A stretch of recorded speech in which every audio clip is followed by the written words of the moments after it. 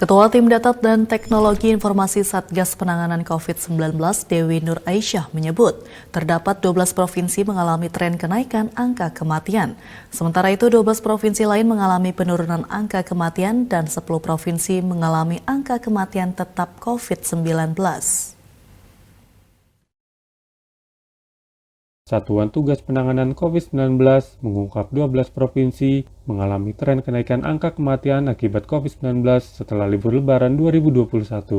Ketua Tim Data dan Teknologi Informasi Satgas Penanganan COVID-19, Dewi Nur Aisyah, dalam webinarnya menjelaskan 12 provinsi tersebut diantaranya Bali, Jawa Timur, Riau, Sumatera Barat, Sulawesi Utara, Gorontalo, Sulawesi Tengah, Yogyakarta, Maluku, Papua Barat, Jambi, dan Kalimantan Barat. Sementara itu, 12 provinsi lainnya mengalami tren penurunan kasus kematian, sedangkan 10 provinsi lain mengalami tren angka kematian yang tetap. Dengan angka kematian, ini salah satu challenge yang tadi sudah saya sampaikan. Kita melihat ada beberapa provinsi yang tengah mengalami peningkatan persentase angka kematian.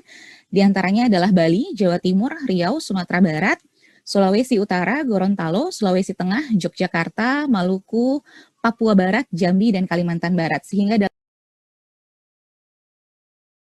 Dewi mengatakan secara nasional, Indonesia sempat mengalami penurunan kasus aktif selama 14 minggu dengan penurunan maksimal. Namun, kasus COVID-19 mengalami peningkatan kasus aktif dalam seminggu terakhir atau sejak Lebaran. Dewi menegaskan data tersebut harus menjadi acuan kewaspadaan nasional.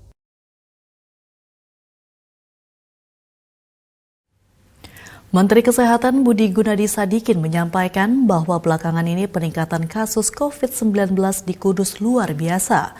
Namun Menteri Kesehatan menegaskan bahwa pemerintah telah bergerak cepat untuk menangani masalah tersebut.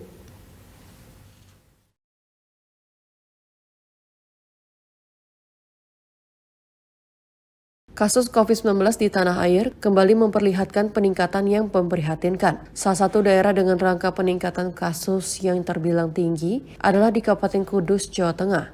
Sejumlah rumah sakit yang ada di wilayah tersebut mulai kewalahan, termasuk tenaga kesehatan yang tak lagi bisa bertugas karena terkonfirmasi positif COVID-19.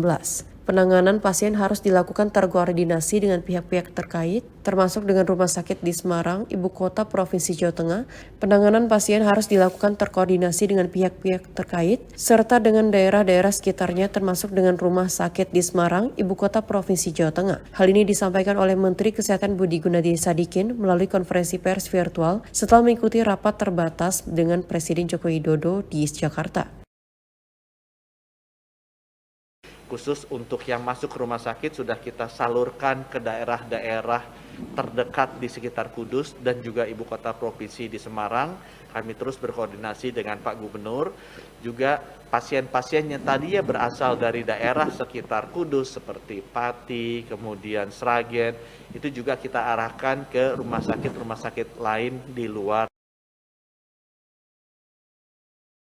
Menteri Kesehatan Budi juga menyampaikan bahwa Kapolri Jenderal Listio Sigit Prabowo telah melakukan micro-lockdown sehingga diharapkan lonjakan kasus COVID-19 di Kudus tidak menyebar ke daerah lain. Langkah lain yang diambil Menteri Kesehatan untuk menyelidiki lonjakan kasus COVID-19 di Kudus adalah pengambilan sampel genome sequence untuk mengetahui peluang adanya virus mutasi baru. Dari keterangan yang dilansir laman resmi Kabupaten Kudus, kasus COVID-19 sampai 30 Mei 2021 terdapat total 7.458 kasus.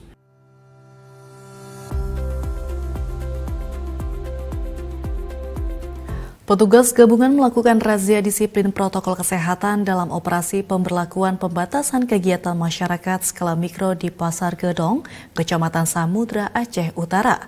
Sejumlah pemilik usaha yang tidak mematuhi aturan tersebut diberikan sanksi teguran oleh petugas.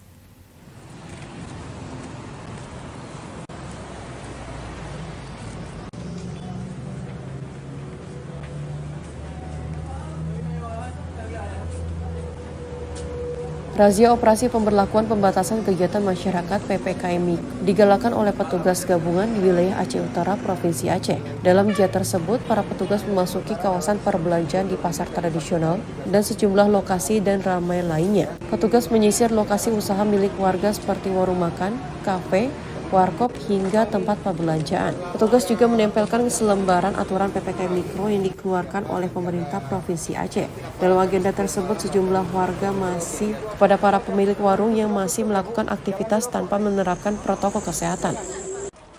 Kita masker nih, saya jaga diri saya, adik jaga diri adik, ya. Maskernya ya. Penertiban bagi rekan-rekan yang ada di Pasar Gedong ini untuk memakai masker. Tadi sambil kita tegur, sambil kita apa. Dan sekalian kita melakukan tempelan himbauan instruksi Gubernur nomor 7.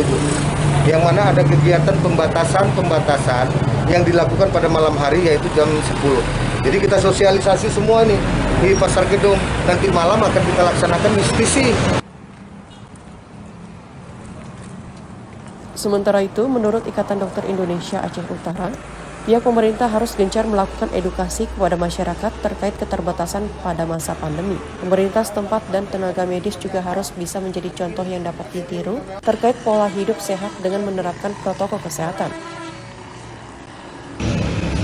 Ini juga belum cukup, menurut kami. Jika tidak kembali diikuti dengan adekuatnya upaya edukasi, ya, pendekatan secara edukasi, pendekatan secara holistik kepada masyarakat.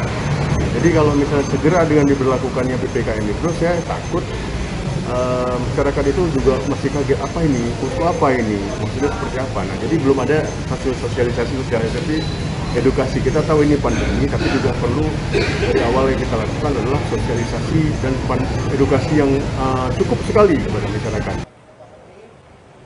Selesai sosialisasi, petugas gabungan juga akan melakukan operasi justisi pada malam hari. Operasi ini dilakukan selama 5 kali untuk menekan angka pelanggaran bagi warga yang belum tertib. Ini sudah menjadi kebutuhan kita. Ya.